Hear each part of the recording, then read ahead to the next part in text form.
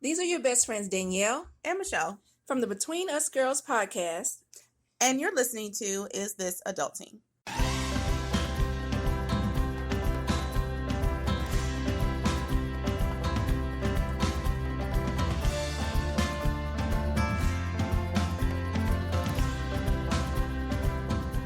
Hey everybody, and welcome to Is This Adulting, a weekly conversation between two best friends navigating adulthood as overgrown man-children. Y'all, I'm in my new recording space, and I'm super excited about it. I'm best friend number one, Stephen Pappas.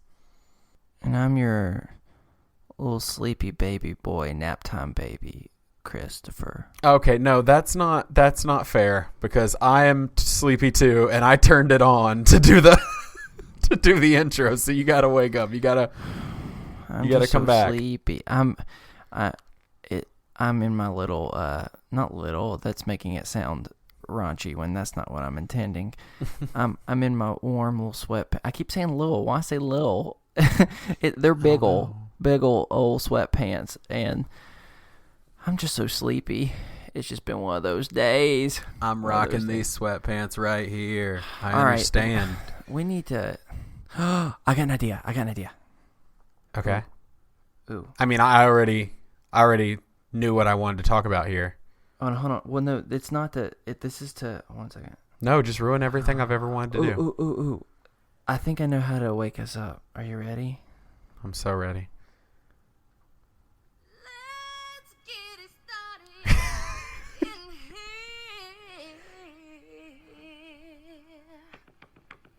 And the bass keeps running.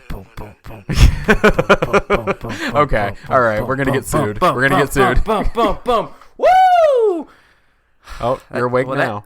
Well, I'm trying. I did that and immediately was like, I'm gonna go take a nap. But that was all the energy you had. Now you've ruined it. I tried. So, hey everyone, I'm awake. I'm a wakey boy now. Chris is awake. I think it's time. We need to do a quick check-in, real fast. We need to check in and see. Hey, how's that 90-Day Fiancé treating you? How's that going?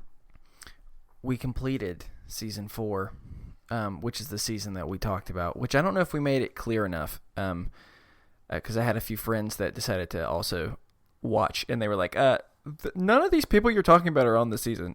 Right. They started with season 1, which makes sense, but we started with season 4.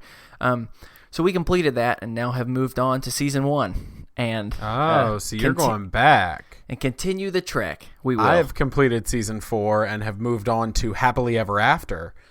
So I am being introduced to couples that I've never met before. I know that was what I was thinking. So that's some of them seem like the worst. But see, the thing is, I got to do that so that I can start before the 90 days, which is on right now, because the new season's coming, man.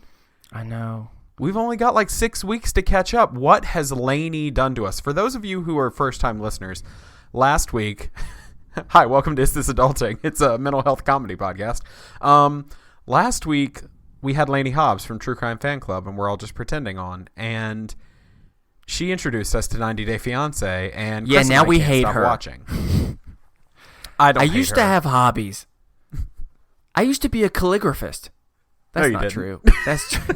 But it sounds much cooler than, hey, I just watched 7 straight hours of 90 Day Fiancé on TLC Go app. I was literally late for this recording because I was watching the premiere of 90 Day Fiancé Happily Ever After, and guess what I'm doing after this recording? I'm recording a bonus episode, but then I'm going immediately back to it. Oh, gosh. But that bonus episode, for those of you who support us at the $5 level on Patreon nice or more, plug. That was a smooth transition there, man. I know, right? You had to point it out. Now it's not smooth. That's true.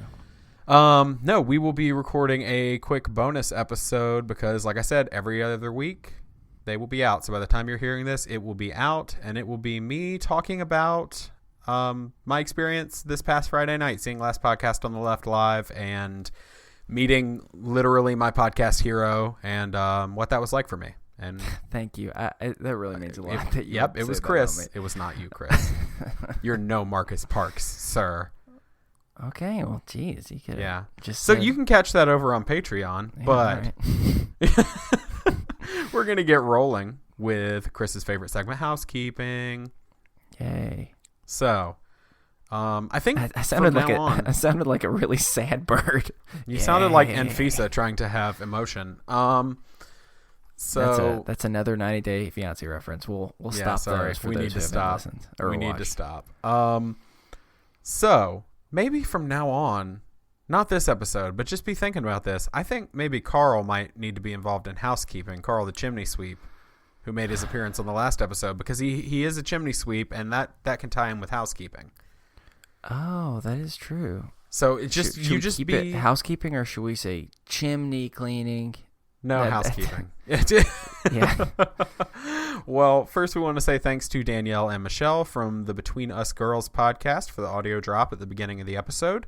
Remember, if you want to do that, all you have to do is send us an audio file. You can record it on your phone or on your laptop, just saying, hey, this is your best friend and your name from wherever you live, and you're listening to Is This Adulting? We also want to say thanks to Jess from Kiwi Crimes podcast for the New Zealand treats and candies and lovely things that we ate. I got the box and immediately texted Chris and said, what are you doing tonight? Got in my car, drove an hour and a half, and we sat down and ate them that night and recorded a video. You can catch that over on the Best Friends page or over on our YouTube page. And I need to talk about that for a second. Okay. Because, after our first, as we call it, what do we call it? Around the World in 90 Taste? Is that what Which we I did? don't know Yeah. where 90 came from, because the book is definitely Around the World in 80 Days. Is it? Oh. Yeah. I think you're what thinking of happens when I'm the 90 one Day that's- Fiance. Oh my God, that is what I'm thinking. Oh my God. Lainey, if you're listening out there, you better be laughing, and you should stop because I'm upset with you. She's in our head. 80. Oh God, that's totally right. I don't know why I said 90. Well, now it's a thing. Yeah, after our first one, many people, including the haters out there, really didn't like me very much because I'm just a little picky eater. What can I say? But this time around, that was not the case. If this is a reflection of the land of New Zealand, then I want me some more, because I have just been enjoying those snacks still. Here's the sad truth, though. So we got these little Mallow Puff things. Y'all, these things are so good. I thought I was going to hate them because she gave us this warning. You're supposed to slam it on your head before you eat it. I don't know why, and we thought it was a trick, but other people do it. I didn't slam it on my head, but I did eat all those things up real fast with some milk. I was going to say, did you eat them when I left the next day? Were they gone? Yes, they were gone within less than 24 hours. I've been eating pineapple lumps and taffy or lollies all week. Oh, I was going to say, and then you gave me all of the vanilla milkshake, little like taffy lolly things, and I just had my last one. Like right before recording, and it was one of those moments where, Did you see God? Like, well, no, as I just ate the last one, I realized the last one, it was almost like Arms of an Angel from what's the girl's Sarah name? McLachlan? Sarah McLachlan. Yeah, it's just playing. McLachlan. Yeah, whatever. Today's a rough day for me. I'm a sleepy boy. And yeah, so I'm just real sad. So if anyone else has any of those, whatever they were just real good, and I want all of them. And I'm sad I don't live in New Zealand now. I want to be a Kiwi. Yeah, we need to live in New Zealand because their treats are amazing. Also, we want to remind you, as we will probably do every episode from now until then, we're having a meetup. Hey, come meet us. Come hang out. October 21st, that's a Saturday, at 1 o'clock at Brakeman's Coffee in Matthews, North Carolina. Come hang out, drink a cup of coffee, get to know us. I think we'll have like one person there as of now. And hey, Stacy, if you're going to be there, like, we'll just hang out with you. Anybody else who wants to come, please, God, please help us feel better about ourselves. No. And last but not least, we got some news. To be fair, if we're going to share this news, we have to be upfront that when we recorded last week, we were not at the place where we knew that. I mean, we knew like this was probably going to happen, but this happened much quicker than expected. Right. Yeah. We didn't think, we had not, we planned on like giving a little bit of a heads up, but right. Yeah. We made that didn't the happen final for us business either. decision. So it was exciting. If you listened last week, we said, hey, we had some business things happen that we can't really talk about until everything gets taken care of. And the switch over went a lot faster than we thought. So We are now part of the Orbital Jigsaw Podcast Network. We have left our previous host, and we are now on a network with a bunch of awesome independent podcasts. They're a collective of podcasts including the Dirty Bits podcast with Tawny Plattis, who was on episode 19, California Dreaming, Historium, The Concession Stand, and a few others that are great shows. So we just wanted to kind of announce that publicly on the podcast and say thanks to them for having us on the network. Sorry, I was just trying to come up with like other podcasts that don't exist. Just or sorry. Well, okay, I might as well tell the joke now since I've paused a solid 40 seconds into the housekeeping. I was just gonna say, or Man, I Feel Like a Podcast, which is a Shania Twain fan podcast. And that'll be you've spoken that into being now. That's gonna exist. Yeah. Oh, it's my time to talk. That's why you're looking at me funny. Yeah. So just another thing we wanted to say, kind of kicking us off into our mental health check-in. We've mentioned this last couple weeks, but we just want to continue to acknowledge it. Over the last couple weeks has been a really rough time for certain parts of the world. The United States has been hit hard, but especially other islands have been hit far harder than even we have. Right. And so with Hurricane, both Harvey and Irma, and we're recording on a Monday, actually on September 11th. And so with that, Hurricane Irma is still going pretty strong. In fact, it's right around where my cousin lives right now, so I've been trying to keep up with him. He listens to the show as well. So, Katie's brother lives down there, and he actually headed up just to be safe. Yeah, and so just we just want to continue to just send everyone our positive thoughts and any type of support that we possibly can for all those who've been hit by these horrible storms. And we just encourage, there's a wide variety of great charities out there that if you feel like you want to just help give to help the rebuilding, because the rebuilding is going to take a very, very long time. And it's something that we actually have a friend in college that had lived through Katrina, and I remember her telling us just in college how rough that was for her, and how like even now it causes a lot of anxiety for her. And so in the same type of way, we know that things will probably continue to be that way for many people who've lived through this.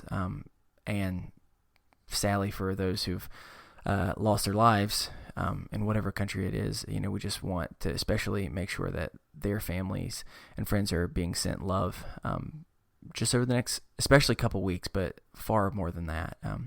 So we just wanted to, just as we're wrapping into our mental health check-in this week, and I guess should I just go straight into it for me? Sure. Yeah, let's start off the same way we do every week with a mental health check-in. Well done. Way to still get that line in. I'm proud of you. You got to get the line in. Chris, how you been this week? Yeah, there you go. That's the full line. Well, I think that, as people, if you've been listening for a while, the last couple of weeks really more than the last couple of weeks, I've been doing pretty good for the most part lately, which has been really encouraging. However, that was not the case this week. Stephen, I haven't had a chance to talk to you much. And part of that is because I've had such a bad week. I've kind of shut down. I think you can kind of hear it a little bit in my voice. I'm honestly much better than I've been, but it's just a wide variety of things.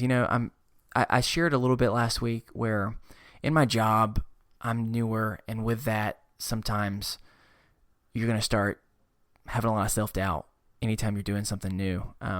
We feel the same way with podcasting as well, but right.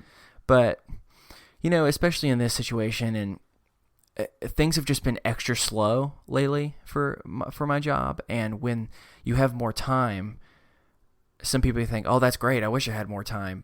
And sometimes when you have that extra time, it forces you to think more than you usually would. And sometimes when you're struggling, thinking is like the worst possible thing that you could do.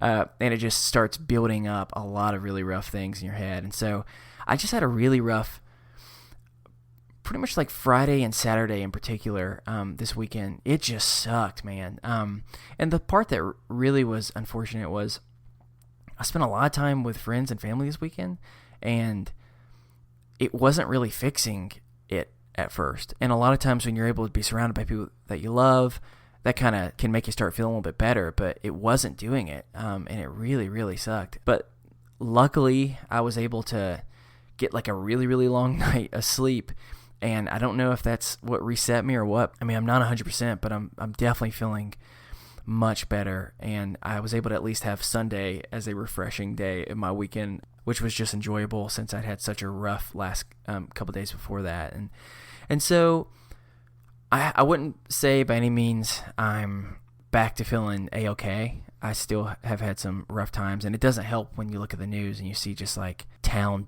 devastated after, devastation over and over again. It just like makes you feel worse, especially when you start seeing people who are going through some real stuff right now, and then you start getting in your head of thinking, I mean, mine is just, I'm struggling with insecurity. Like theirs is actual horrible things they're having to deal with. Like, right, I don't have but a home, you can't do that to yourself. Yeah, and that you're totally right. It's one of those things where, whether you should or not is one thing. It's just you still find yourself doing it, and so the good news is, like I've already said, I feel like I'm rambling, but I'm getting better. I am getting back to the place, but it was definitely a really, really rough weekend. And the worst part is I don't fully know why. And that's the stuff that really sucks. And, and going with that, just while I'm talking, another thing I found out. So as I've been mentioning, I've been able to go to counseling for the last like 4 or 5 months, and it's been so helpful. It's been really, really great. And Steven knows this. I found out that the only reason why I was able to have been going to counseling for a little bit was because I was able to be very, very fortunate and blessed to have some help, some assistance to be able to do that. But it's a situation where that assistance is having to go away now. And that's really stressful because I'm still not in a place where I can necessarily go as often as I'd like. And so trying to figure that out is also a little bit just, I wouldn't say it's like overwhelming. I think it's just more disappointing than anything else, because it's like, dang, how often does it suck that the help that you might need, the only reason why you're not getting it is because it's just not easily accessible. And I mean, and then that's how I feel. And there's so many things for so many people around this world who have the exact same issue. And so, yeah, so it has been really hard, but I am grateful to be here and to be able to joke around, and hopefully this can kind of serve as like a recharge for the upcoming week. How about you, man? Speaking of needing a recharge, I've been up and down and then up and then down again. Found out gonna have some expenses that I was not expecting. Roughly $700 or $800 that I'm gonna have to put into my car. Jeez. Just because it's time for new tires. I got to get new brakes. I have to put on new battery. I have to get it serviced. I have to do all sorts of things. And when that amount of money is what you make in a month, it's kind of scary. And so I've been stressed about that, and I've been letting that kind of get to me. But then Friday and Saturday, coincidentally, when you're having the roughest time you were having, I was having some of the highest and best moments that I've had in a long time. Like I mentioned earlier, and I'm going to go into more detail on the bonus episode, I went to Carborough, North Carolina, which for anyone who doesn't know where that is, it's basically Chapel Hill. I went to a club and I saw Last Podcast on the Left live. Marcus specifically, along with a few other people that we're going to have on pretty soon, was the main reason that I got into podcasting. He's the main reason I opened up about my suicide attempt and about my mental health in general. If it weren't for him, this podcast wouldn't exist. I would never have even thought to open up and talk about it. And so I got to not only see the show, but meet Henry and Ben from it, and then actually meet and shake his hand and thank Marcus for basically being the reason that I'm alive today. That was incredibly powerful. And there's a picture on Facebook of basically I started crying and he just gave me the biggest hug. Just the nicest guy. But did that, got to see some friends that I haven't seen in a very long time and stay with them. And shout out to Haley. Here's her weekly shout out. Yep. Got to have. I was waiting for it. Yeah, she was not only kind enough because she knew my situation to be the reason I got to go to that show, but also she put me and my wife up at her house, and she was super kind about that. But then the next day, got to hang out with them and drove back and had a relaxing day. And then Sunday came, and I went to my in-laws, and it was football day. And there was a lot of me jumping around, literally skipping through my house before we left, wearing my Panthers jersey with my Panthers hat on, with a Panthers flag wrapped around me as a cape, singing "It's the Most Wonderful Time of the Year," because football is back and I'm really excited. And we won, which was nice. But after the game, I had the biggest panic attack that I've had since the big one that started all of the chain of events. Ugh. And it was real bad. I was super not able to function afterwards, and especially during. I couldn't breathe. I was dizzy. I was seeing spots. I had to sit down. I couldn't stand up without falling over almost. It was bad. But so I've been kind of home? No, I was still at their house. Yeah, that makes it worse. Yeah, and it sucked because all I wanted to do was get home, but I was worried I wouldn't be able to. And so I ended up getting home and just kind of crashing, and I had to cancel some plans this morning with a friend, which kind of sucks, and I was going to take today to recuperate, but wasn't really able to, had too much to do. And so hopefully sometime this week I will have a day where I can just kind of recharge, because I definitely need to recharge. And so I've been up and down, but overall, I'm feeling good. I guess it's time for that update on my meds adjustment. I feel fine. Aside from that weird little panic attack, the anxiety that was heightened is kind of lowered, and that's good. I feel fine. Yeah, it's only been 2.5 weeks, so I really won't feel much of the effects for another probably 2 weeks. But once I start feeling either good or nothing, and we realize if the medicine's working or not, then I will let y'all know. Good.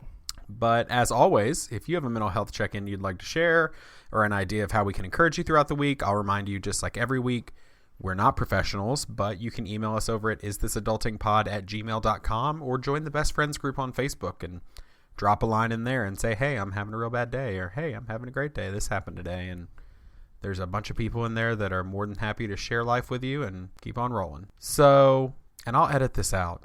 Or maybe I won't. I don't know. Whose topic are we doing first? Yours or mine? I don't care. Which one you want to do? We didn't I really don't care. Let's do yours. We didn't. What? You want to do yours? Sure. That may or may not make it into the final cut, depending on how tired I am when I'm editing. So, yeah, let's talk about my topic. So my topic that I'm bringing to the table today is something that has been in our iTunes description for months. It has been, I think, on one of our commercials, but we've never actually talked about it on the show. And that is, or at least originally was going to be, which fast food mascot is the most terrifying? But then I really thought, I want to expand on this. And so I expanded it to, which food mascot is the most terrifying? Because there are so many food mascots out there. And so, Chris, I'm going to throw it over to you. Let's just have a discussion, because there are many tiers of the terrifying mascots. There's cereal mascots. Let's talk about cereal mascots first. Okay. In our discussion on cereal, we did discover that the old-timey King Vitamin is god-awful. Yeah, that really is. So where do you think he falls on the tier of terrifying cereal mascots? Well, I think what makes him creepy is not so much that it's just a king who, I guess, wants you to eat your vitamins. I don't know. Take your vitamins. Sure. I think for me, what makes it creepy is he's a grown adult man for a predominantly children's cereal. That's the part feeding you on the I think box. that's the part that really makes that creepy. That being said, I would say that just for everything that is implied within that, I would say that has to be in the top 3. Okay, cool. So King Vitamin was the first thing I thought of as far as cereal mascots. I had a moment where I couldn't decide if the honeycomb mascot, that weird monster, was cute or scary. Yeah, there's parts of that are scary, that's for sure. Okay. So, can you name me, other than King Vitamin, a scary cereal mascot? Okay, going off that same idea, it's not that they're necessarily creepy, but it's more of the context again. Both the Trix Rabbit and the Lucky Charms Leprechaun, both of them, all they do is hang out with kids. And steal things. They're thieves. Yeah, in any other situation, parents would be like, honey, get inside right now. We're going to lock the door. You got to go. Yeah, and then Granddaddy's going to go get his gun. Let's just say that. Not usually are they going to say, let's embrace these wonderful characters who are going to steal something while everyone else is looking at the cereal. So I would say that both of those are pretty bad. Would you say the same thing or no? I would say so. I could see the creepiness, but when I was thinking cereal mascots, as far as creepy, the King Vitamin was top of my list. Okay. But when I was thinking about like cereal mascots, there's one category that I guess we're not really talking about, but I mean, I'm just going to throw it out there. Douchey cereal mascots. Fred Flintstone. Because why the hell can't he just let Barney Rubble have some fruity... I almost called them Fruit Loops. Fruity Pebbles. Like, what's wrong with that? Why can't he have the Fruity Pebbles? Yeah, I don't know. I don't really know if I have that many opinions on Fred Flintstone, because I used to love him, but the more you talk about it, the more I'm kind of like, well, you're kind of right on that. I'm trying to look right now at different cereal mascots. It just seems like the whole time, like my growing up, like Bonnie. Is that your Fred Flintstone? No. I don't know. Don't judge me. Just my love computer's me. going super slow. I can't even find any of these right now. Here's the thing. I tried to Google cereal mascot, and I accidentally Googled cereal ascot, and now it's just a bunch of cereal-related scarves. Oh, well, let me tell you. Okay, can we go more food-related for a second? Sure. Yeah. Is it? Are we going fast food or just food related? Just food related. Okay. I think for me, one of the creepiest ones is I have never liked the California raisins. Oh, like the claymation? Yeah, dude. It's creepy. Right. I don't know. It didn't really bother me. Okay, well, fine. Then No, I'll tell you who bothered me as far as regular food mascots, and that's the Hamburger Helper Glove. I don't like that guy at all. I mean, it's just a glove. It's just a glove friend. It's a What's wrong with sentient glove that I don't like it. I don't like inanimate objects that have now become, well, I guess the California raisins are inanimate objects that have now come to life. Yeah, I mean, I would say that the California raisins are pretty bad, but I mean, are we going to go into the heavy hitters or no? Just the fast food mascots? I mean, it's not just any food related creepy person, creepy boy, creepy girl. Yeah, I mean, that's the goal. That's what this topic is about. I want to talk about which food mascot is the creepiest. Which one is the scariest? Now, I'll tell you who scares me on cereal. What? That I forgot about, and that's the Quaker. The Quaker guy. Oh. The Quaker Oats Quaker. He's just always staring at me, and I don't like it. There's certain people who prescribe to specifically the Quaker denomination of faith that like their ears just perked up of like, hey, what you got a problem with me for, boy? Like, no, it's not them. It's the. Let me tell you what I'm specifically scared of. that It's the Quaker. Quakers. What? It's specifically that Quaker. Okay, that doesn't sound much better. But all right, Quaker cereal man. Is that right? Yeah, he's just always looking at me. That's the thing. He's just always there, always looking. Really? I mean, I guess. Well, the more I kind of look at him, he's got. Why's he got that smile on his face? Here's what I'm gonna need you to look up. I'm gonna what need you to look up. What secrets does Quaker Boy have behind He those has all hats? the secrets, but I'll tell you who really has secrets. I'm gonna need you to Google for me real quick. Abuelita hot chocolate. How do you even spell abuelita? Abuelita, like abuela, like in Spanish, like abuelita. Oh. And I'm gonna need you to look at this lady. Let me see. Let's see, abuelita lady. Oh God. Know who this looks like? This looks like the person that is the murderer in the game of Clue. Yeah, I'm gonna make sure by Googling that you're looking at the same abuelita that I am, because she's terrifying. Me and Is it Adam, like my Mrs. friend from like home, Mrs. Claus? Yes, like, she's just- like a demonic Mrs. Claus. Yeah, just spiked your hot coffee or hot Yep. chocolate. Yeah, Yeah, that it's is, like a little yellow box. yeah. This girl is creepy. I'm not liking her one bit. Yeah, no, I don't like her at all. I don't want any grandma's cookies. No. No, we used to try to scare each other working at the grocery store in high school with the abuelita package because she's kind of scary looking. Yeah. Also, I mean, let's not even get into this fully right now, but let's just call it for what it is. Abuelita, why in the world is it an old white woman? You know what I'm saying? have That's no just clue. that's just offensive on a different level. It's like don't steal another culture's word and then just say, yeah, we're good. We're gonna have You can blame that on the Nestle Corporation. like many other things, but we won't get into that. Oh gosh, if you keep scrolling down on this, they have made many different variations of this woman's face, and some have many scary horns on her head. I believe it. I think that's just her real head. I'm getting out of here. Okay, let me tell you my next one. Okay. I think that this one's scary. I wouldn't say that this is in my top 2, but this is close overall. And that's the Jack in the Box guy. Yes.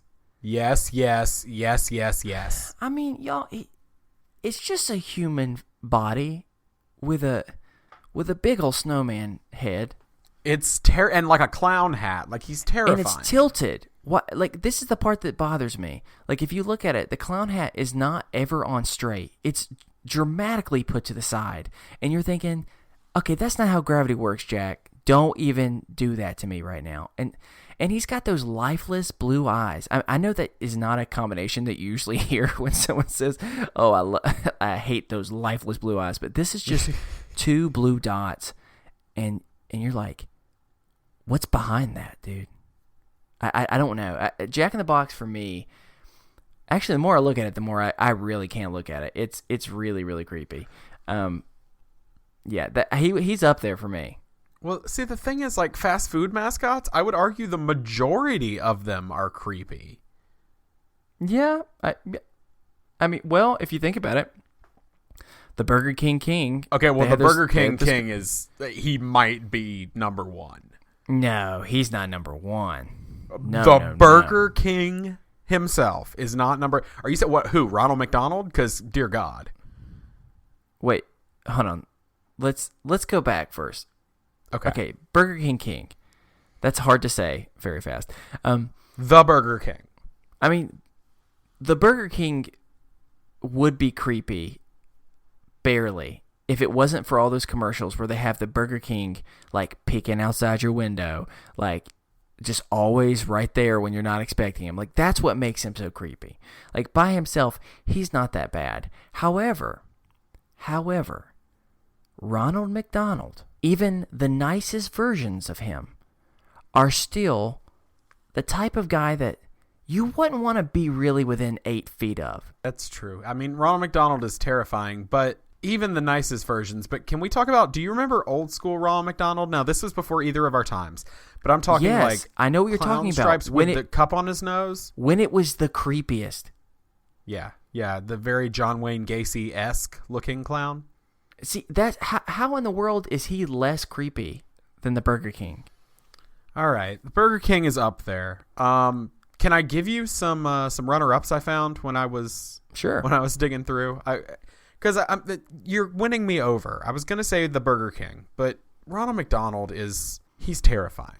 But I'm gonna throw let's a few just say at this. you. Okay, now let's close your eyes. Close your eyes right now. I want everyone to do this. Okay, I'm closing. I want my to eyes. imagine that you're laying and you're really comfortable in your bed and it's the middle of the night and you just kind of slowly open your eyes.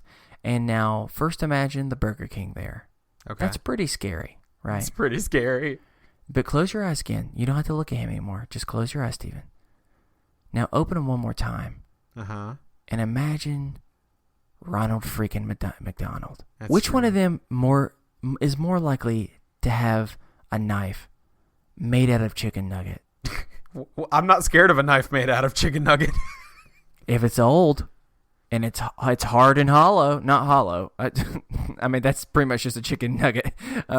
But I think we can agree that one looks like that if they're not at an Insane Clown Posse concert, they're here to murder you. The other just looks That's like fair. he's trying to sell furniture. Or sing opera. Or sing opera, yeah. Okay, so I'm going to hit you with a couple, but then I'm going to hit you with who I honestly had sitting at number one the more I thought about it. Okay. Because the Burger King was my number one for scariest, but I realized I wasn't talking about who was scariest. We're talking creepy. Okay. Correct? Yeah. So this isn't the one, but I'm going to throw out the Quiznos hamsters. Do you remember them? What? The Quiznos hamsters. They were like those like gerbil hamster things that sang the like Quiznos theme song in the early 2000s. Oh, yeah. They were disturbing. That was very strange for me because it kind of makes it sound like the hamster was a part of the Quiznos sub. You know what I'm saying? That's kind of what it seemed it was applying. Yeah, God, look at those. Those things are weird. Yeah, they're god awful, but I'm going to tell you who is the creepiest. And if you say any different, I'm going to know you're wrong. Okay. And that is Sexy Hamburgler.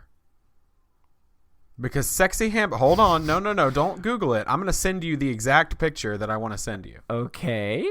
Because a few years ago, McDonald's decided it's a new marketing strategy. They were going to release a live action Hamburglar, in their commercials. And they decided to like give him some scruff, and he looks like a hipster Hamburglar. But he is by and large the one that you want your children to stay away from the most. So I'm going to send you this link. I'm going to need you to see this picture and tell me that I'm wrong. Let's see here. Sexy Hamburglar. I'm just going to keep saying that. Oh, God. Yes. Now tell me, Chris, I'm going to need Okay. you. Can you do something for me real quick? Yeah, I'm going to paint you a word picture here. So it looks just like a guy, like just a dude that Shops at Urban Outfitters. Yeah, that's been out of college for like 4 years and is like interning at Google.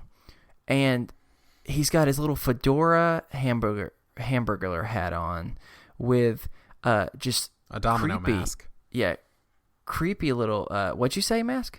It's called a domino mask. Oh, okay. Well, I'm a superhero nerd. That's how I know that. Okay, yeah, so domino mask, I guess. Creepy red leather gloves, and it's like he's holding the hamburger, but then he's just in a very, like, he's trying to be, I don't know if he's trying to be sneaky, but instead he's just, is it supposed to be sexy? Is that right? I don't know. I don't know if he's supposed to be sexy or just like, I don't understand. He's trying. I'm going to be honest with you. He's definitely trying because he's got like that like finger over his mouth going, It's terrifying. Sesame seed bun. Hey, Chris. Secret sauce. Can you do something for me? Yeah. I want you to close your eyes. Ooh, okay. I'm ready for this. All right. You're in bed. Mm-hmm. You're just enjoying that good rest that you've been getting. Yeah, I needed it. Then you roll over Okay. and you open your eyes. Slowly. And there's Ronald McDonald. He's wielding a chicken knife. Okay? Okay. How do you feel? I have literally passed out. Okay. And with no intention of ever waking again. Okay, well now you're coming to again. Oh, you wow. just Okay, it's a medical mystery. All right, here we go. You just see Sexy Hamburglar doing the exact face that you just described to everybody, but to you, holding an Angus cheeseburger. What do you do? Steve, I'm going to be honest with you. I go in for that kiss. I remove that little finger that's telling me to be quiet, and I go, no, not here. And I just give him a little peck right on that nose. I think he's okay. Don't get me wrong. Now, if this dude's around a bunch of kids, right, you're calling everybody. You're calling the Coast Guard. You're calling the Marines. You're calling anyone and everyone you can get your hands on. But if it's just a guy showing up to a date, then you're gonna swipe right. I'm gonna be honest with you. I don't know about that. All right, so we'll put up a poll because I don't think we're going to agree on this. Creepiest fast food mascot. I'm going Sexy Hamburgler. You're going Ronald McDonald. Or I'm gonna throw one last small one in. Okay. The new version of Chester Cheetah from the Cheetos. I don't like him. Yeah, he's real creepy too. I would say it's between him and Ronald McDonald. But if we have to pick, classic has always been scary. I'm gonna have to go Ronald. Are you going classic Ronald or modern Ronald? Because I am going to post pictures of this in the group. It doesn't matter. I feel confident that either is going to win. win. Any Ronald McDonald picture, and I will pick Sexy Hamburgler, and we'll see who's creepier. Hey, Remember, which would you rather your kids be around? Not Sexy Hamburgler. maybe Steven for the win. Maybe if I want to make him my stepdad, or make the kid's stepdad Sexy Hamburglar. Oh, I don't know. God. He's a pretty boy. Hey, I have a question. How He's a many pretty times boy. in this episode do you think we've said the phrase "Sexy Hamburglar"? Not enough. That's for sure. Never enough. All right. Well, I just wanted to talk about that since we've never actually discussed it. But we'll put up a poll on Twitter and in the Facebook group, and we'll see just who you think is creepier. Ronald. No, it's Sexy Hamburglar. All right, we can't bicker like this. Do you want to move on to the next segment? We're not playing a game, but we're kind of playing a game. Yeah, we're doing a game segment, whatever you want to call it. Throwback. That we have not done in a while. Going back to Throwback Thursday. Episode 2. Oh, okay, sorry. Just my silence was he just in complete just silence stared at me and put the number 2 up, and I was like, I don't know what that's supposed to mean. So yeah, since episode 2, really? Oh my gosh! Oh, Yeah, now it's he's doing a different one, and there's only one finger, if you get what I mean. So yeah, we're going back to I can't really call it an old favorite because we've done it once, unless it just happened to be your favorite, which is going to be one person in the back being like, yeah. That person's really excited, and that is Cast Off. Cast Off, for everyone who doesn't remember, which is probably 99% of you, right. It's where we take a popular movie or show and say, you know what, that's some amazing characters in it. The way they were able to cast that was perfect, or was it? And then we decide, can we make it a better cast? Is that a decent explanation? I feel like we just recast, and this is not to, I don't say it's a better cast because this is not to say that we don't love the original cast, because I definitely think not that the case. We did Star Wars the first time, and I think that today's is a television show that we're going to do it in 2 parts. We'll eventually do the second part with the other main parts of the cast, but we're doing Parks and Rec. And Parks and Rec was so perfectly cast that this was incredibly hard to do. Wait, this was you haven't heard mine yet. That's fair. Chris's might be better. I mean, no, I'm joking. I'm joking. Still telling you that it was Star amazing. Wars, you won Star Wars because Bernie Sanders as Yoda was brilliant. Yep, it was. Okay, so today we are casting Leslie Knope, Ron Swanson, Tom Haverford. I almost said Holland. Tom. Just Tom. April Ludgate. Am I right with that one? Yeah. Was it Ludgate? Yeah. And Andy Dwyer. There you go. I couldn't remember Andy's last name. That's Chris embarrassing Pratt. for I you. just call him Chris Pratt. Well, that's not his name when it comes to the show, so It is. that would be incorrect. He's always Chris Pratt. Okay, so as we learned last time, I take this a little more seriously than Chris, so I tried to goof off a little bit while also trying to pick people who I think would do good in the role. And Chris, I tried on the to, other hand. No. I tried to take this a little bit more seriously. Now, I still feel mine won't be as serious, but I meant it. This is just more of a small glimpse into my scary, scary brain. All right, I'm going to make you go first this time. Who do you have as Leslie Knope? Let's just start with the big one. We're going to start with the big ones? Really? I think you start with the big ones, and we'll go in the order I said. So we're going to hit with the 2 big ones first. Okay, fine. So, Leslie, for me, so one thing, if you go back and listen to episode 2 where we recasted Star Wars, for me, I don't cast at all by, gender they are, like race, anything like that. I'm just trying to do ones that I think somehow make me think when I'm thinking about personality, when I'm thinking about what would be a good fit. So that's why some of the guys will be girls and vice versa. And here's my first one. Leslie Knope is actually going to be a guy for me. And the reason why I thought that was because I was trying to think of someone that is both lovable and just so endearing, even when they are so annoying. And for me, this is actually a fictitious character, and this character is from Modern Family, and that's Phil Dunphy. I feel that although it would be a different thing, it's the same type of personality to where they're very goofy, they're really intense whenever they're passionate about something.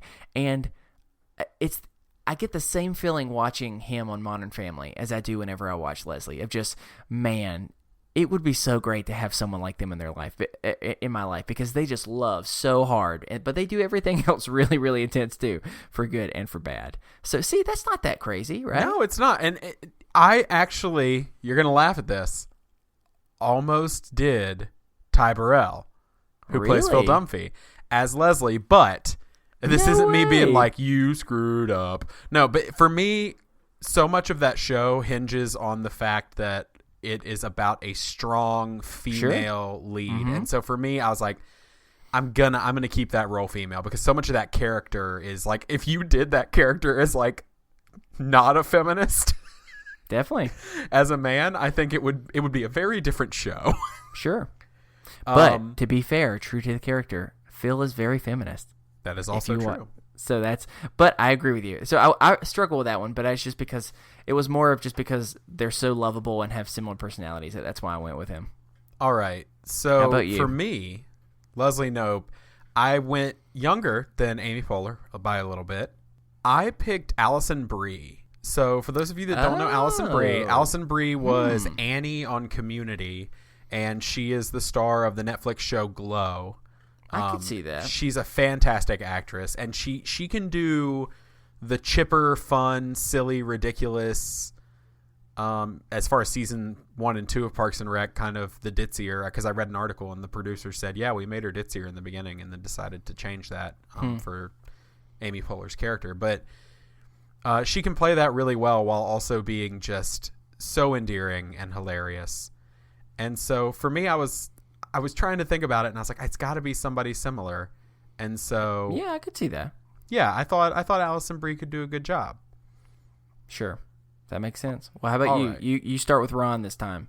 Who is your Ron Swanson? This was a hard one. I almost instated a rule of like we get one where we can opt out, because like it's so hard to like. I almost just said Nick Offerman. Like I was just like, you can't. Ron Swanson is Ron Swanson. I've got a good one though, so don't worry about that. Okay, so for me, you're gonna laugh at this, but I was trying to think of the dry humor and who could get across this I hate the government, I don't really give a shit about anything like character who is also really endearing. And I picked Robert Downey Jr. Okay. Because interesting. He basically plays a tool bag version of that in Iron Man. Yep, that's true. That is true. So I was like, I think that's the direction I'm going to take this. And so Okay. he's a little older than Offerman, but I like it. I think I'm going to roll with that. Robert Downey Jr. Wow, you've just made this a very attractive cast for you so far. Got that. It's an expensive cast. Yep. So I'm going a very different direction for Ron. So Tyler Perry, Medea. No. So since last time I made Leslie a man, this time Ron is a woman. And it's a very particular woman. So once again, another fictitious character. Also, this one's a little bit fun because this is not an actual human, as it is an animated character. And that is a very specific reference where I feel I want Ron Swanson to be played by, if you've seen the movie Monsters, Inc., Roz, the office administrator, slug woman. Okay. And I think if you've seen Monsters, Inc., you can kind of get why this makes it. If you've seen both Ron and I didn't even realize Ron and Roz, I didn't even make that connection. I did not make it. That's so perfect. But I was trying to think of someone who is grumpy, but also hilarious, but also has moments of actual lovability. And who is another person that you could totally imagine probably never has or never would pay taxes, and everyone would be too afraid to ask. And for me, that was Roz, the office administrator for Monsters, Inc.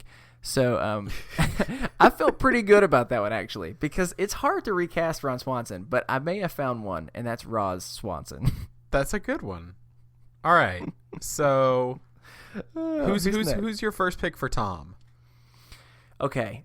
Tom, gosh, I mean, this whole, like we already talked about, was so hard because I've watched the show so many times. It's kind of difficult to imagine them as anyone else. Right. But also, we've said it with every character. If you don't watch Parks and Rec, we've said the names so far. Tom is played by Aziz Ansari. Yeah. So I decided to keep it a guy this time because I was just trying to think of all I was going off of was Tom is a person that is very overly dramatic, that always is wanting to try portray success. Wants to, date as many women as he can, like all that type of stuff. And the only person I could think of who is similar to that and also very funny is actually from another show that we've watched over and over. And that's Neil Patrick Harris's character, Barney Stinson from How I Met Your Mother. Okay. And that could either be Barney or just, I mean, it makes most sense, Barney, but I think either way, Neil Patrick Harris, it would be such a different type of role, and he's so much older, but just trying to find someone who kind of fits that same mold is why I went with him. How about you? So I picked a real person, not even an actor. Yep. Well, Bernie Sanders wasn't an actor in my defense. Yeah, okay, that's fair. That's fair. So I picked a real person. The way you said it was like, my neighbor, Jim. Yep, it's just my neighbor John. I don't know why you said Jim, I said John. So they're brothers. They live next door to each other. Anyway, so who's gonna be your Tom? I'm curious. So I was trying to picture like Aziz Ansari playing Tom, and I was like, who would I love to see play Tom the exact same way Aziz plays him, but just not be Aziz Ansari? And the answer for me was Michael Strahan. Wait, hold on. Say that again? I wanted to see Michael Strahan play Tom Haverford exactly like Aziz Ansari plays him. That's what I thought you said, but I was like, so you're talking about Michael Strahan, until recently was the co-host of Regis and once Live with Kelly and Michael. Yeah, yes. And now he's like on Good Morning America. He is also a football commentator and played for the New York Giants on 2 Super Bowl teams. I was not prepared for him, but just think about it. Think of like think of the scene. Michael Strahan is just a tall boy. Exactly. Exactly. Think of the scene where Tom is giving all the names for foods. Okay. The alternate names for foods. And picture Michael Strahan doing that scene. I could see that. All right. Well done. I'll give you that. I was a little skeptical at first, but I'm okay with that. Okay. So next, is that April? Is that who's next? Next is April. Okay. Who is April for you? All right. So April Ludgate, wonderful character, played by Aubrey Plaza. I love her so much. She's very emotionless until she's not. Like, she is a very dry, emotionless character, but she has so much heart and all of that inside. And I decided I'm going to rewrite Parks and Rec and make it a dry, emotionless character who has no heart. Oh, okay. Who doesn't have that side. My April Ludgate is, of course, Anfisa from 90 Day Fiancé. God. Just because You're making a bold stance with making that Anfisa, because we're supposed to grow to love April. Nope. Not my April. Not my April. Hashtag not my April. Wow. Okay. Well. Wow. I'm picturing, but then I like to picture Aubrey Plaza playing Anfisa playing April. So Aubrey Plaza just sitting in the chair going, "You're dumb." Yeah, you just took a different direction with that, because Anfisa is like the embodiment of everything that April Ludgate hates. And so exactly. Okay, well, Interesting choice. I went a different route. Where once again I switched. And April was no longer a female for me. April was a male. And I was trying to think of someone who fits the same mold that April Ludgate is, and that is a person that 95% of the time is blunt, is sarcastic, is very awkward, and enjoys, like, embraces making other people feel awkward. Chris, Yes? is it me? No. Dang it. No. I was trying to think of someone who fit all these categories. And so it's not you. It's I'm going to say his real name, and if you don't realize who that is, then I'm going to say what many people might know him from. So it's actor Craig Robinson, and it's and the guy who plays Daryl from The Office. He's actually about to start a new show, ironically, with the guy who plays Ben on Fox. But if you ever spend any time watching him in any of his shows, he's like on Brooklyn Nine-Nine and a bunch of other stuff. He is so funny, and he's funny in the same type of way to where, like, he really, really enjoys making everyone feel uncomfortable, and has a very dry sense of humor that sometimes it's humor, sometimes he's just purposely, like, being rude.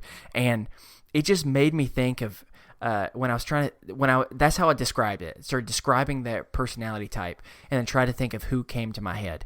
And he was the guy that came to my head. And I just thought that, you know, they're weird in the same type of way. They're both, not all the time, but sometimes, like, oddly sexual, like, as characters. Right. You know what I'm saying? Like, and like and they kind of enjoy hitting on people, whether they mean to or not. And that's exactly Craig in the same type of way. So I think that I was really happy with that one, because I think if you really spend any time watching him, you go, I could see him play April pretty well. I love your cast so much more than mine. Do you think it's pretty good? No, I thought that's I did a great pick. Yeah, I thought I actually took this somewhat seriously. I tried to overcompensate with the silly this time because of yours last time. Yeah, that's fair. Oh, and I do Andy. That's the last one. Right? Yeah, hit me with your Andy. Okay, I was proud of this one. So I've gone back and forth. You know, if I'm gonna replace one of the female characters with a male, then I'm gonna do the vice versa the same. And so Andy is no longer male, but Andy, I've found a great person for Andy's character, and we could even keep Andy as the same name if we want to, and that is Rebel Wilson. Here's the reason why. They are both heavily physical comedy, like slap comedy type of actors. They both sing a lot, you know, in their type of stuff. They are both the same type of just obnoxious funny and totally comfortable with their own bodies. Like, I was so proud of that one, because I could see that'd be so good. And then combining Rebel Wilson and Craig Robinson as April and Andy, but vice versa. Like, man, that would be a funny / probably just as weird couple as Andy and April are on the show for real, but in a very different way. Though. So that is my Andy. It's Rebel Wilson. Who is your Andy? All right, so my Andy, I was trying to think of someone who was that same sort of silly humor and oftentimes kind of plays the dumb, funny character really well, but is such an intelligent, like, and charming actor that it comes off as just endearing and wonderful. Okay. And so I actually went with a character this time. And in my universe, Andy doesn't sing. Okay. Andy raps. All right. Because, and no, this is 100% serious. This is not a joke. Okay. My Andy is Troy from Community, as played by Donald Glover. Wait. So, like, Donald Glover's character Troy from Community. It's that same sort of, like, because when he played Troy, but that character. Okay. That's yes. Yes, no, it's that character. Sure. That's good. Because he's got that same sort of, like, silly humor that's, you know, oftentimes because he doesn't know something, and it just plays off as brilliantly funny. And Donald Glover can do everything. And so I want to hear a Childish Gambino version of The Pit or Bye Bye Little Sebastian, parentheses, 10,000 candles in the wind. Not 10,000, 5,000. That would be really, really good. I'm really excited. That a lot. So that will be it for... Wait, ding, ding, ding, ding, ding, ding, ding. It's the bonus round. Oh, crap. I forgot about this. Chris is not prepared for this. You surprise me every time with I'm going to throw in a random side character because we will get to the other part of the main cast later on. I do this every time. I'm going to throw... And every time, I mean the one time we've done it. But I'm doing it now. So I'm going to throw in a random side character. I'm going to need you to cast that off the top of your head. And that's going to be Jean-Ralphio. Oh, gosh. Why would you do that? Ben Schwartz. Ben Schwartz? Is that his name that plays Jean-Ralphio? Yeah, so just so people know, a lot of people hate Jean-Ralphio. Jean-Ralphio is literally my spirit animal. I love Jean-Ralphio with my wife hates Jean-Ralphio of my heart. My friends joke around and say that I'm a combination of Tom Haverford and Jean-Ralphio. And I wish that could be true, except for all of the like jerk parts about them. So most of the character, I guess. Okay, if I had to do it off the top of my head, I would say, oh shoot, which one would I want? Now clock's a ticking.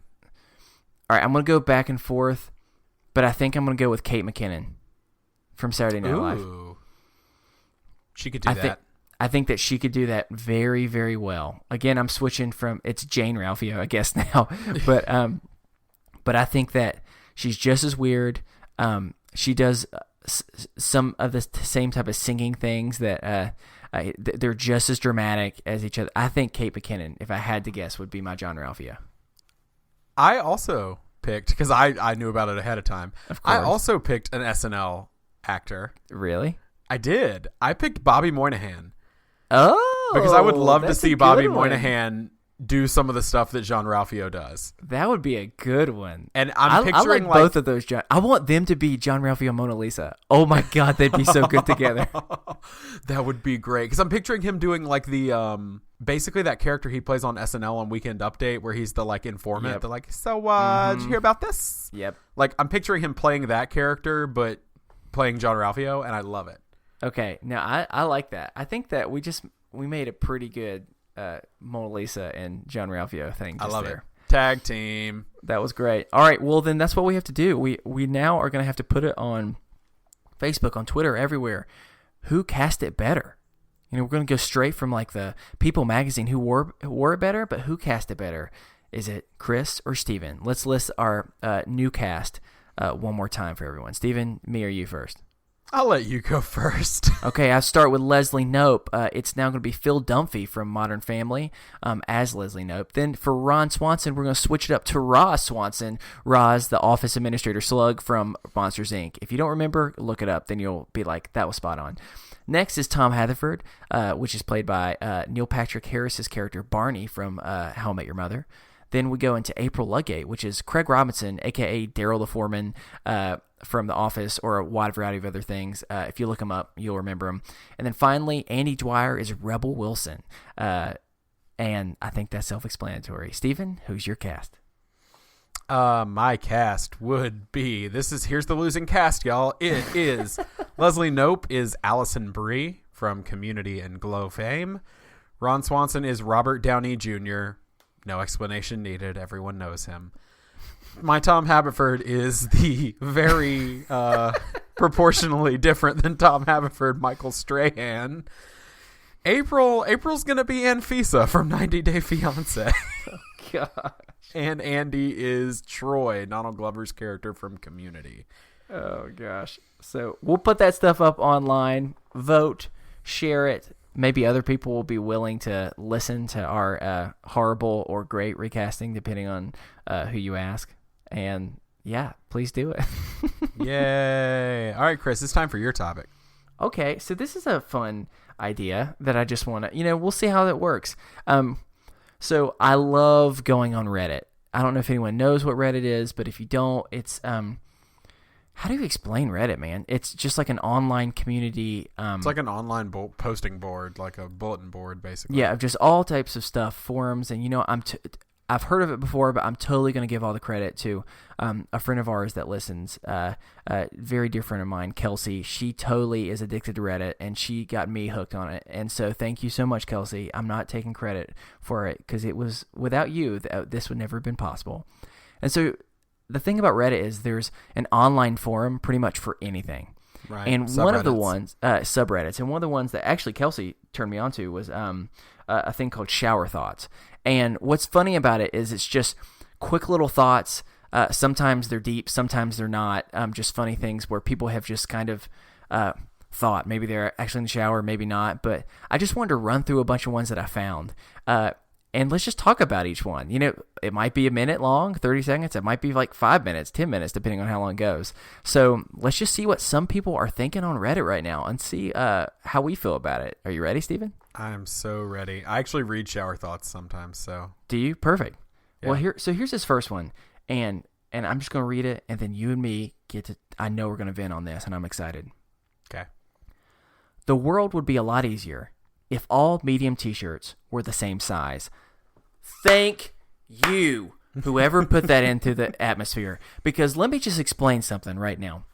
You know, as a former large kid, but a insecure boy for life. Woo woo! Any other insecure boys out there? Huh? Me. Yeah, I'm not gonna forget those insecure girls. No, huh? Me. Keep yelling. Anyone else? Gender fluid? Anyone who's insecure? You can do it right now. I'm in support of you. Here's my problem. It is that shopping for clothes is horrible, and that is because you never know what size you are. Like, it is so upsetting. There should be a standard size, because there's nothing more frustrating than if you're like in a group environment and you've had to already order shirts, and you already have to say the embarrassing what your size is because you feel uncomfortable, either because you feel you're too large, or in some cases people feel insecure because they feel they're too small, you know? Like, they already feel awkward about that. They have to tell it. And then you get the shirt back, and it is like, wait, every other version of this shirt fits me. Why is this one way too small or way too tight? And when I read that, I just felt like someone was speaking my language, and it did my heart so good. Whoever is out there making the shirts in this world, make them consistent. That's all I have to say. Steven, do you have any thoughts? Thought you were going to go, your rebuttal. No, okay, so here's my thing. I'm with you. I like a standard, like, medium is this size. That would be great. Mm-hmm. Here's what I'm going to need, though. I'm going to need a little differentiation because, you know, you have shoes that are like 10 and then like 10 wide. Mm-hmm. I'm going to need like a medium wide because here's the deal. I'm a medium through my torso, but my shoulders are huge. Like, I'm broad shouldered. Yeah. And so, like, I have to wear large shirts. So they're like baggy all through my stomach, but like really like tight up in my chest. If I wear a medium, like, I can't move my arms in a t-shirt because I feel I'm going to like Hulk rip it off. Yep. And it's not like muscle or anything. It's just I have broad shoulders. So and that's I'm going to need a medium wide. And that's it. Why are there 1,000 sizes for pants, 1,000 sizes for shirts, or shorts? What am I trying to say? Shoes. Gosh, there we go. Shoes. But for shirts, there's like, all right, you got 3 sizes pretty much. Yep.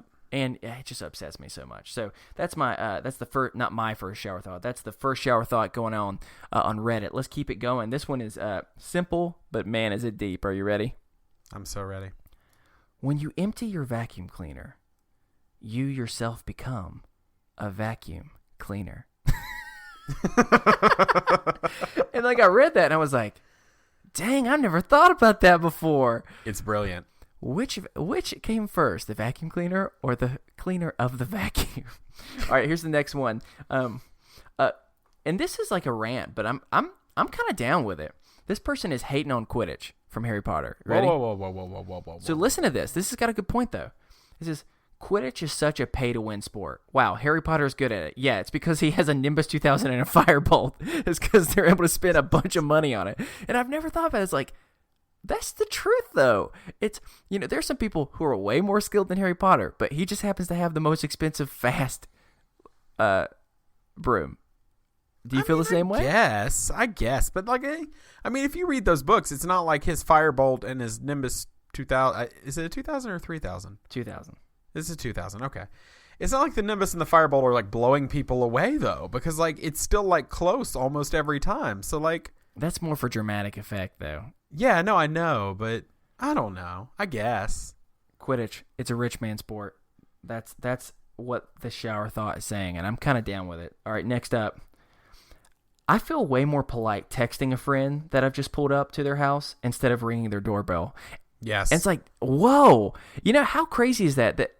That is how it is now, to where you can, even if I go to the door, I'm still going to almost text beforehand. And I do that every time I get to your house. Well, that's a slightly different reason, and that's because my dog likes to bark, and he just gets real excited. But even still, like, how often, like, I mean, if you get to someone's house and you're waiting for them, you don't honk because that's rude. Oh, of course. But in the past, you just go to their door, but not anymore. Now you're just texting, you're doing whatever you can to, like, avoid human contact. I hate ringing doorbells. Like, I literally, like, when I ring a doorbell, I immediately, like, slink away from the door and, like, throw my wife in front of me. Like, it's like I hate ringing doorbells. Yeah. And I thought about that, and I was like, man, I'm going to try and ring some more doorbells now. That convicted me, shower thought. Thank you so much. No. All right. Next up. And this one, I got to get your thoughts on, man, because this one I've thought about before, and I still have not ever gotten a solid answer on this. Okay. Do people who marry someone who has an identical twin ever wonder if they married the wrong twin? and so it's not so much that aspect that their question was implying, but it's more for me about how awkward does it have to be if you're at like some type of family gathering and it really is an identical twin. Like, I know sometimes I've seen plenty of twins before who look very, very similar, but they have some distinct differences. But you're in a big crowded area, you're with your whole family or whatever, you just go in for that sweet little peck on the cheek just to show that you're there, or maybe you try and do something a little bit more fun and risque, and you just do like a quick little like cheek on the butt, and the next thing you know, oh my God, that's his brother. You know what I'm saying? Right. Like, I just, what do they just expect that to happen, or does the twin just pretend it didn't happen?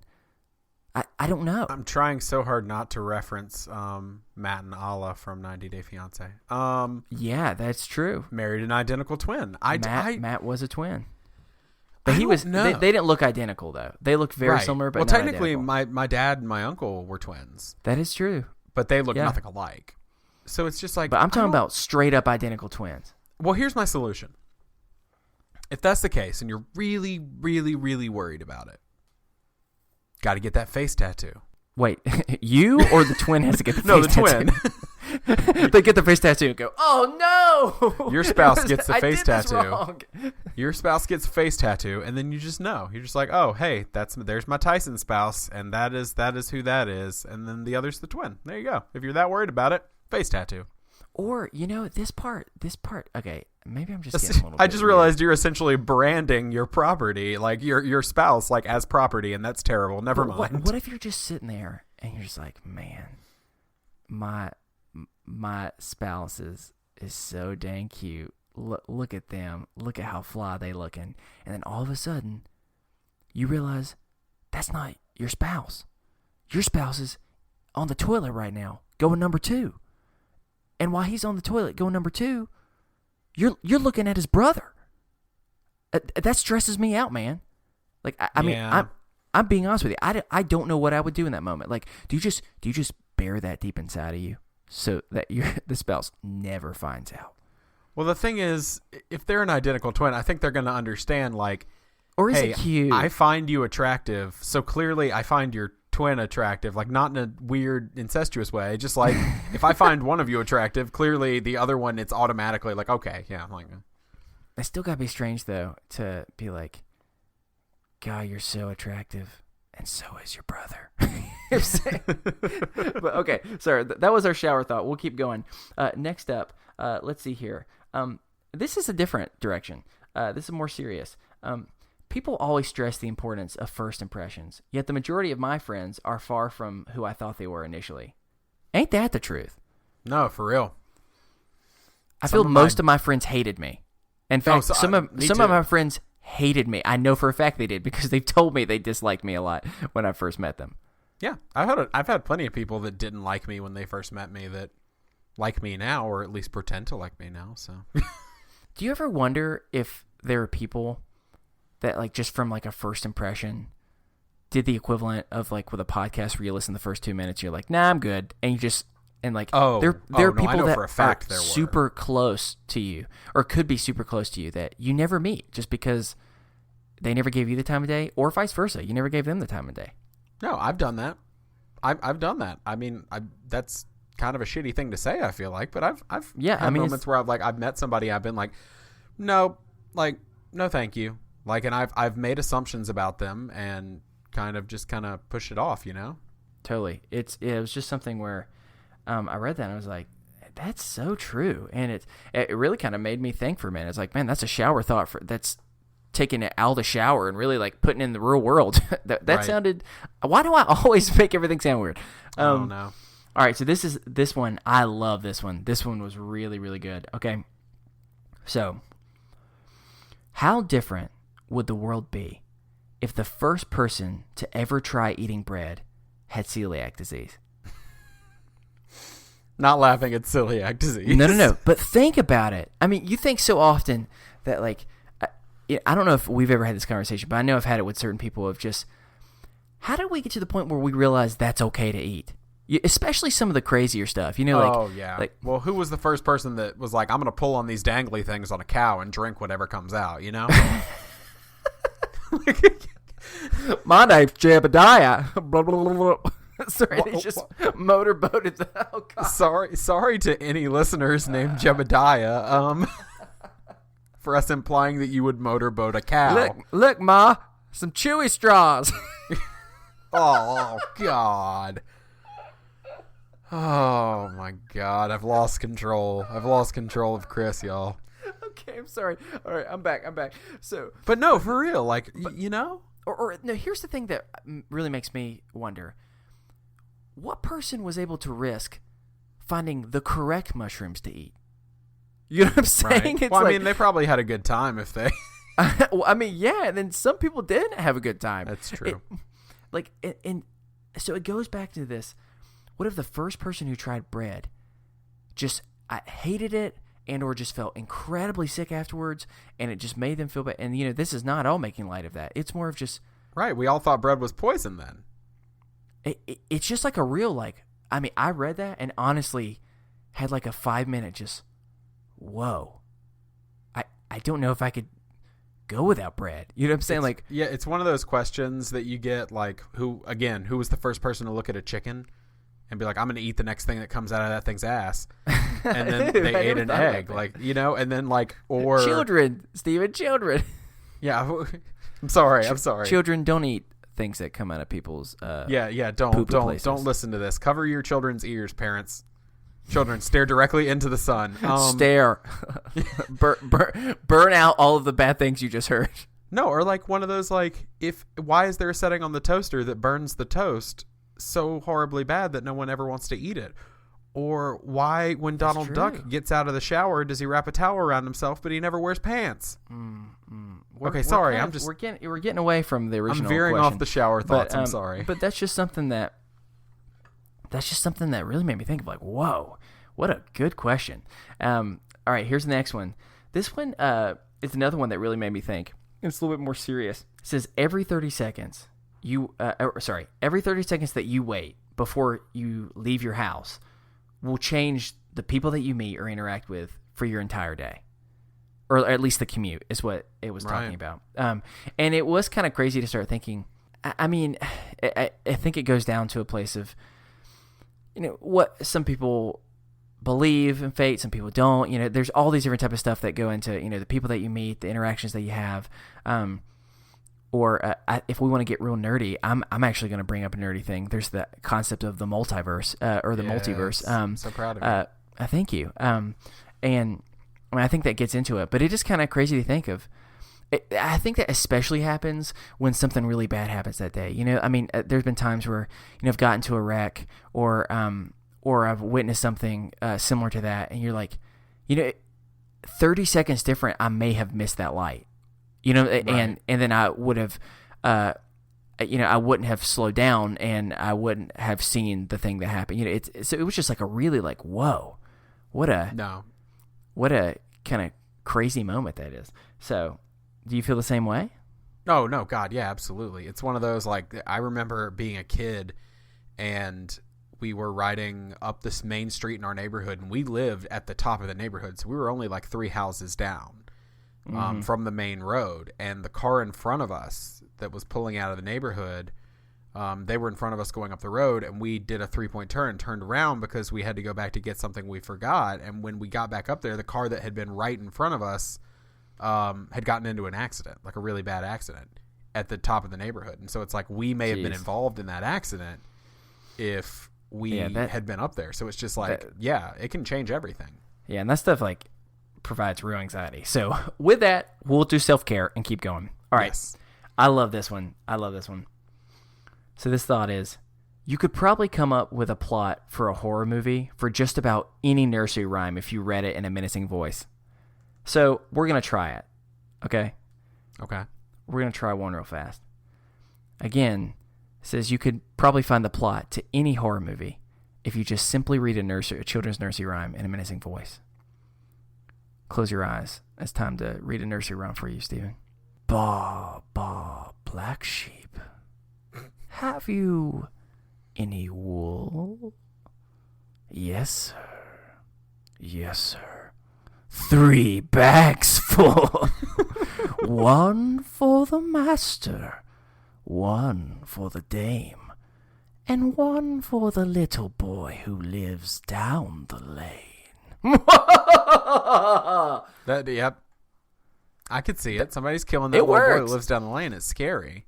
Yeah, it's like, what? Hey, what's in those bags? Is it just some sheep wool? Is that it?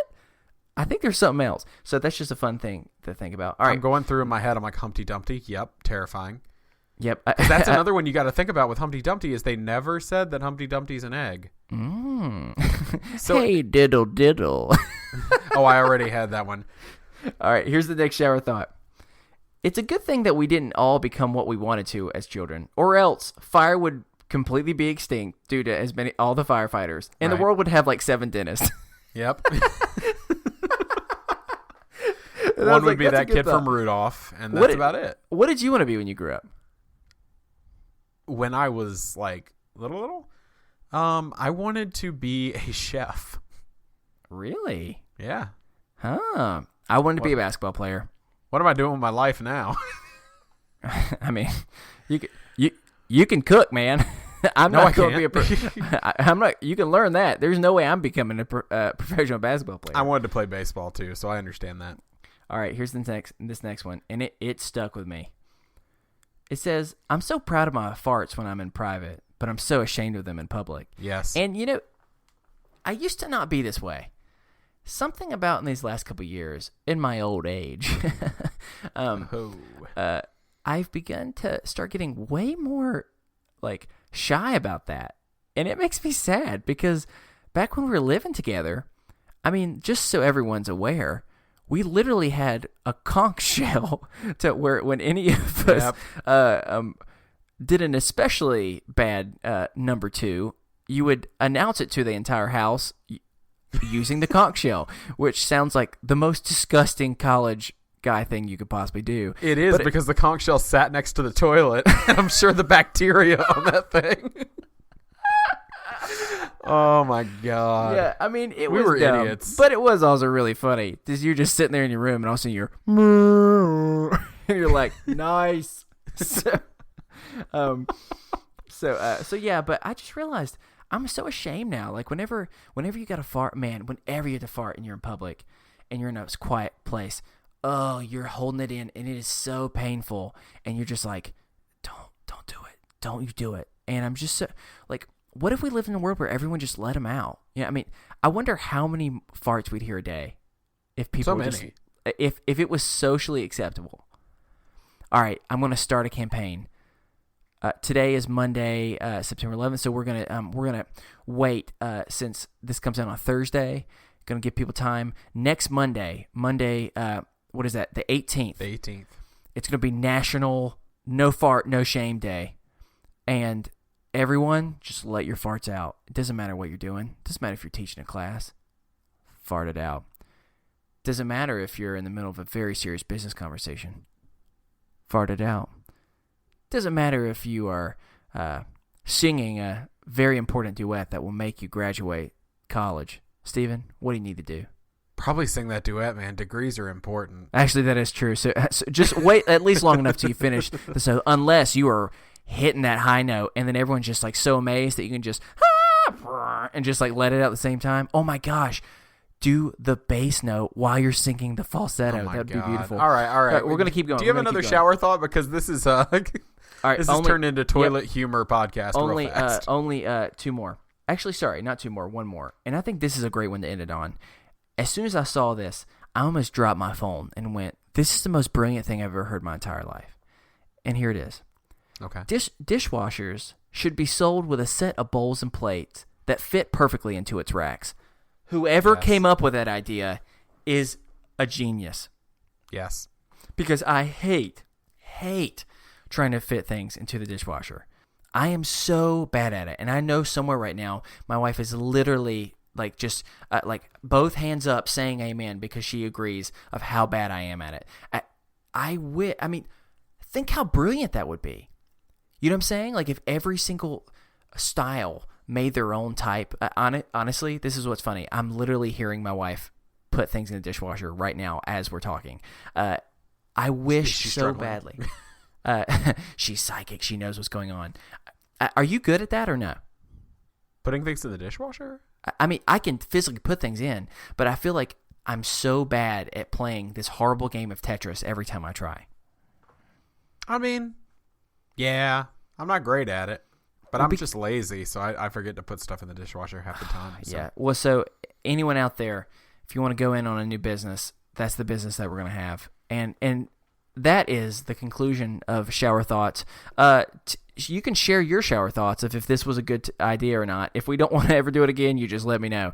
But I thought it was a fun way to kind of go through a lot of different things that people are thinking about that we might not be able to talk about otherwise. So that's my shower thought for today. Awesome. Well, let's wind it down. All right. If you'd like to send us a topic for discussion or a mental health check-in, or you have anything else on your mind, like I said earlier, we're not professionals, but you can send it to us over at isthisadultingpod@gmail.com. You can find us pretty much on every social media for the most part. You can follow us over on Twitter at isthis_adulting. You can find us over on Facebook, either on our Facebook page, or if you want to be a part of a really, really cool community that is growing week by week. It's the Is This Adulting Best Friends group, and it's a really special place where you just get to share anything, both good and bad. If you're struggling, you need someone to talk to, and you feel like you have no one else that's going to be supportive, everyone's just going to be like discouraging to you, then put it out there. You're going to have people from around the world who are going to be providing support, and there's been a lot of really great friendships that have developed through that group, and so we're really grateful for that. And finally, if you can just continue to spread the word, because the more you spread the word about the show, the more people are going to be able to help us fight against the stigma that is you're not supposed to talk if you're struggling. And so that's the real message that we want to get out through this podcast. So if you can do that, share it through a wide variety of ways, through social media yourself, tell your friends, or if you can subscribe, provide a rating or review on wherever you get your podcast, that would be really helpful for us. We are a part of the Orbital Jigsaw Network. You can find our show as well as many others over at orbitaljigsaw.com. Shows like Historium, a podcast devoted to telling strange, obscure, or otherwise interesting stories from history. I've been listening to that one this week and kind of listening to the backlog, and it's really, really good, so check it out. We are currently entirely listener-supported, so if you like what you hear, please consider clicking the Support the Show tab on our website, isthisadultingpod.com. We have tons of cool rewards, exclusive content, bonus episodes, and much more if you support us at the $5 level or more on Patreon. Ooh, we haven't told about our new shirt. We do. We have a new shirt. Hey, we forgot all about that. New shirt. We didn't even mention it. That should have been housekeeping. I fell down on the job. So we have a new this is shirt such a good shirt. in the merch store. Chris has kind of been mulling on this idea for a while, and we think we came up with the slogan that we like on it. Yeah. So we are now selling shirts on our merch store that say self-care is sexy. and the design is awesome. Yep, my wife did it. Chris's It's wife awesome. did it. It's so good. And I've already ordered 2. They're on their way to me now, hopefully. And I'm super excited about it. So, yeah, check out the new shirt on the store. And wear it, because what's cool about that one is I think that's the easiest one where people are going to look and say, that's an awesome idea. And they're going to look and you can say, hey, this is what we're trying to do here. So you can be a part of spreading the good news. That's a conversation starter. Yeah, cool. Yeah, and like I was saying before, I forgot all about that. If you support us at the $5 level or more, you not only get a shout-out on the show, but you get access to all of our exclusive Patreon-only bonus episodes, which we're about to go record one now, all about my experience with Last Podcast on the Left Live. Mm-hmm. We'd like to thank The Collection for the use of our theme music, The Borrowers, off their album Ars Moriendi. That's going to do it for us here on Is This Adulting this week. I've been your best friend, Steven. And I've been your best friend, Chris. And remember, kids, be happy, stay healthy, and go hug someone. Because you never know. It may be your future spouse, or it may be your lover's identical twin. And then you just made things weird by hugging them. Wait, why do they hug so much better than your twin does? Did fate intend you to marry your twin, and you messed that up? Your twin? Wait, you mean... Your special twin. Can you ever even Your go back now twin. knowing? Can you ever even know, or can you ever even go back knowing that twin hugs so much better than your twin does? Oh my God, you're in love with someone else. You're in love with a clone of the person that you're supposed to be in love with. Okay, sorry. It's becoming a conspiracy theory. Have a good week. Sorry. Bye. Check to make sure that it's your actual husband, not their twin.